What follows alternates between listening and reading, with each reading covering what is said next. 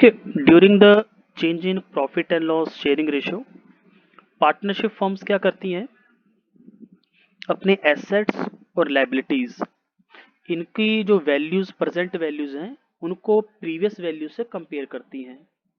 Means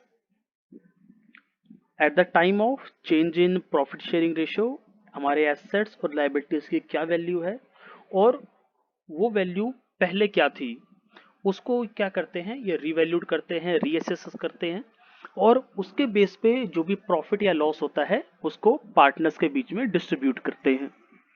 that is known as revaluation of assets and reassessment of liabilities. अब हमारे पास देखिए जो हमारा टॉपिक है, एनी प्रॉफिट और loss arising on revaluation of assets and reassessment of liability is shared by the existing partners in their all profit sharing ratio. जब इनका रेशो चेंज हुआ है, पहले ये लोग किसी और रेशो में शेयर करना चाहते थे, प्रॉफिट कर रहे थे, अब ये किसी और रेशो में प्रॉफिट शेयर करना चाहते हैं। तो उस समय ये एसेट्स और लायबिलिटीज की प्रेजेंट वैल्यू को पुरानी वैल्यू से कंपेयर करते हैं और जो भी उसके अंदर चेंजेस आए हैं उन चेंजेस से जितना भी प्रॉफिट या लॉस हुआ है उसको ये लोग ओल्ड प्रॉफिट शेयरिंग रेशो में आपस में शेयर कर लेते हैं। देन जो हमारा रिवैल्यूएशन ऑफ एसेट्स और रीअसेसमेंट ऑफ लायबिलिटीज हैं, इसके दो मेथड्स हैं। जो हमारे प्रॉफिट्स होते हैं उसको ये लोग आपस में कैसे शेयर करेंगे, कैसे आपस में डिस्ट्रीब्यूट करेंगे। पहला है when revised values are not to be recorded in the books. जैसे सपोज दैट हमारा जो मशीनरी है पहले 90,000 का था, अब उसकी वैल्यू हो गई 1 लाख।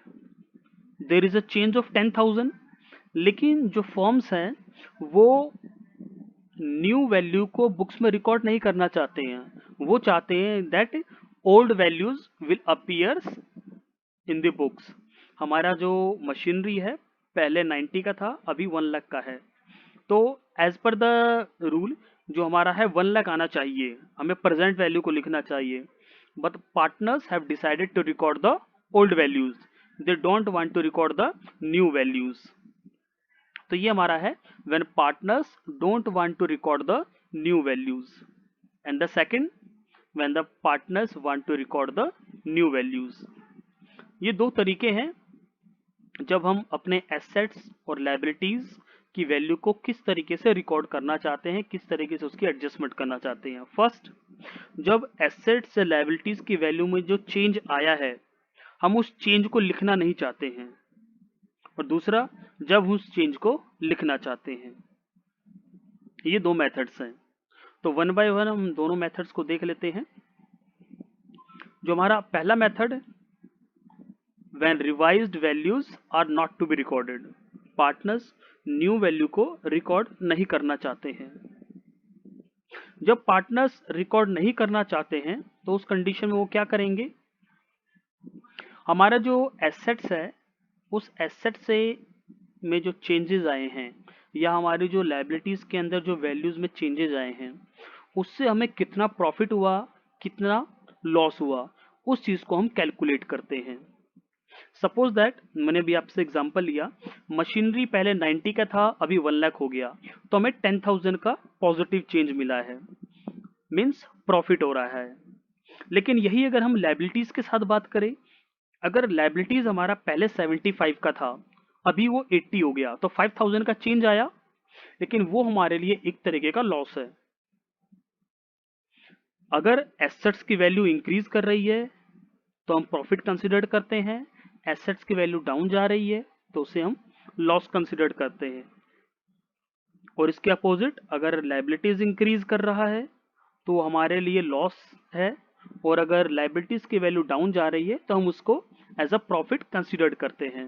और उनके बाद हम देखते हैं कि जितने भी आपके पास वैल्यूज प्लस माइनस हुए हैं उसके बाद आपका नेट इफेक्ट क्या मिला, वेदर इट इज प्रॉफिट और लॉस। देन आपको जो प्रॉफिट या लॉस जो भी मिला उसके बेस पे हम क्या करते हैं, एक एडजस्टमेंट एंट्री पास करते हैं, और जो भी हमारा वहां पर प्रॉफिट या लॉस हुआ उसको हम शिफ्ट करते हैं कैपिटल अकाउंट और करंट अकाउंट। कैपिटल में या करंट अकाउंट में, that will based on the whether the capital is fluctuating और फिक्स्ड। इसको हम ऑलरेडी डिस्कस कर चुके हैं फंडामेंटल्स ऑफ पार्टनरशिप में। If the capital is fluctuating, all the adjustments are to be done with the capital account, and if there is a fixed capital, adjustments are to be made with the help of current account। तो यहाँ पर हमें जितना भी profit हुआ या loss हुआ उसको हम क्या करेंगे, with the help of current account, और करंट अकाउंट हम एक एडजस्टमेंट एंट्री पास करेंगे, और वो हमारी जो एडजस्टमेंट एंट्री होगी वो होगी क्या, sacrificing partners capital account debit to gaining partners capital account debit to sacrificing partners capital account. जो हमारा पार्टनर गेन कर रहा है वो डेबिट होगा, और जो पार्टनर हमारा सैक्रिफाइस कर रहा है वो क्रेडिट होगा। इसका कंसेप्ट क्या है, जब पार्टनर्स ने आपस में रेशो चेंज किया, प्रॉफिट शेयरिंग रेशो, तो एक पार्टनर गेन कर रहा है और एक पार्टनर सैक्रिफाइस कर रहा है। तो जो पार्टनर गेन कर रहा है वो सैक्रिफाइसिंग पार्टनर को कुछ अमाउंट कंपनसेट करेगा। तो जब वो कंपनसेट करेगा तो उसका अकाउंट डेबिट होगा, और जो पार्टनर सैक्रिफाइस करेगा वो पैसा उसको मिलेगा। तो ये हमारा था when revised values are not to be recorded, उस समय आपको क्या एडजस्टमेंट करना है, कैसे एंट्री पास करनी है। आइए इसको एक एग्जांपल के हेल्प से समझते हैं।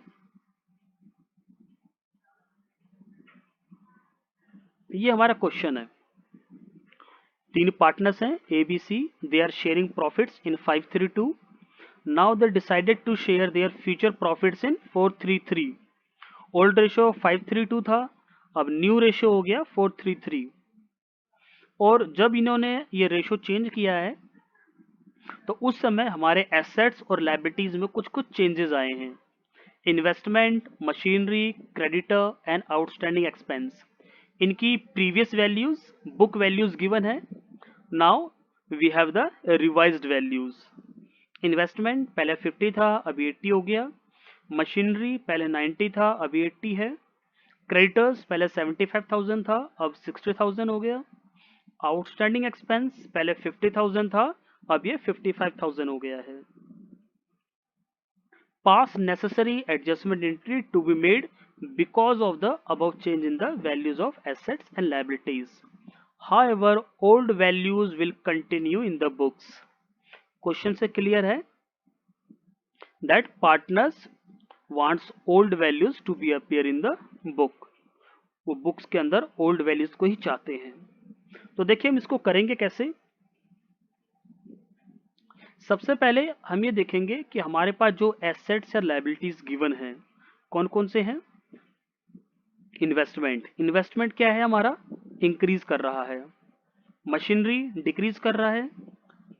क्रेडिटर्स डिक्रीज कर रहा है। आउटस्टैंडिंग एक्सपेंस इंक्रीज कर रहा है। तो देखिए हमारा जो इन्वेस्टमेंट है इंक्रीज कर रहा है, वैल्यू कितना आया 30। मशीनरी डिक्रीज कर रहा है, उसका वैल्यू है 10,000। क्रेडिटर्स डिक्रीज कर रहे हैं 15,000, और हमारा जो आउटस्टैंडिंग एक्सपेंस है वो इंक्रीज कर रहा है 5,000। तो इंक्रीज इन इन्वेस्टमेंट है उसको हम प्रॉफिट कंसिडर कर रहे हैं। Decrease in machinery loss, decrease in creditor profit, and increase in outstanding expense loss. अब इनका अगर हम प्लस माइनस करते हैं तो हमारा जो नेट आंसर आ रहा है वो positive 30। It means on reassessment of liabilities and revaluation of assets we have profit of 30,000। Then जो हमारे ओल्ड शेयर हैं और जो हमारा न्यू शेयर है उसके बीच में हम चेंज निकालेंगे, और उसका फॉर्मूला क्या है हमारा, चेंज इन प्रॉफिट शेयर निकालने का, old share minus new share. हमारे पास जो पार्टनर्स हैं तीन हैं एबीसी, इनका जो ओल्ड शेयर हमारे पास गिवन था पहले 532, तो 5/10, 3/10, 2/10, और न्यू शेयर गिवन था 433, तो 4/10, 3/10, 3/10। तो इसको देखिए प्लस में ये डिफरेंस इनका कितना आ गया, ए का आया 1/10, बी का कोई चेंज नहीं है, और सी का आया -1/10। तो ए का पॉजिटिव बैलेंस है, बी का न्यूट्रल है, जीरो है, नाइदर पॉजिटिव नॉर नेगेटिव, उसके प्रॉफिट शेयर में कोई चेंज नहीं आया है। और जो सी है उसका हमारा आया माइनस। तो यहाँ पर जो ए है वो गेन कर रहा है, सॉरी ए सेक्रीफाइस कर रहा है, B neither gain nor sacrificing, और जो सी है वो गेन कर रहा है। तो जो एज पर रूल था मैंने आपको बताया था पीछे, जो पार्टनर गेन करता है उसको हम डेबिट करते हैं, और जो पार्टनर सेक्रीफाइस करता है उसको हम क्रेडिट करते हैं। तो यहाँ पर क्या होगा, सी डेबिट होगा और ए क्रेडिट होगा। Means C is capital account debit to A's capital account. C अपना कुछ पैसा कंपनसेट करेगा इन फेवर ऑफ ए, और वो अमाउंट कैसे आएगा, हमारा प्रॉफिट कितना आया था 30,000 मल्टीप्लाई बाय देयर गेन और सेक्रीफाइस। जैसे ए कितना सेक्रीफाइस कर रहा है 1/10, और सी गेन कितना कर रहा है 1/10। 1/10 will be multiplied to 30,000, the profit amount, the net amount। जो हमारा 30,000 नेट अमाउंट आया उससे हम 1/10 को मल्टीप्लाई करेंगे, दैट इज 3,000। तो ए को 3,000 मिलेगा, कौन देगा, C. C will compensate to A by 3,000। और इसका जो जनरल एंट्री है, जो हमारा रिक्वायरमेंट था, वो ये होगा, C's capital account debit to A's capital account being adjustment entry passed।